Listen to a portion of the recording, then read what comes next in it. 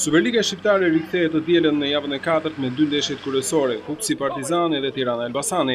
Kryendeshja luhet në Kukës, ku Partizani do të udhëtojë për të siguruar një tjetër fitore, pas asaj me kampionët e Shqipërisë, Skënderbeu në kryeqytet. Vendasit e Kuksit zbresin në fushë me formacionin e plot, pas barazimit në Laç dhe tentojnë 3 pikët në këtë ndeshje. Jemi në përgatitjet e fundit për ndeshjen me Partizanit, përgatitojmë maksimum sepse për në ndeshjet, këtë ndeshjet janë njësoj, si e Vllaznis, Elbasanit, Laçit e Partizanit, më thonë vlera është e njëjtë sepse janë pyetje 3 pikë të cilët neve i kërkojmë dhe do të luftojmë për të marrë 3 pikë nesër. Nisur nga dhuna në stadiumin e Shkodrës, në Kukës do të merren masa të rrepta sigurie për të shmangur çdo incident. Në ndeshjen tjetër rikthehet pas shumë vitesh klasikja Tirana Elbasani. Kryeqytetasit zbresin në fushë pas barazimit në Shkodër 1-1 me Vllaznin. Elbasani rikthyer në Superligë këtë sezon ka humbur të 3 ndeshjet e zhvilluara, fundit ishte ajo 5-1 përballë Teutës. Trajneri i ri i verdebluve Muharrem Dosti, që zëvendësoi Lirian Filen e dorëhequr, kërkon të marrë pikët e para përballë një Tirane që e ka nisur vrullshëm këtë sezon.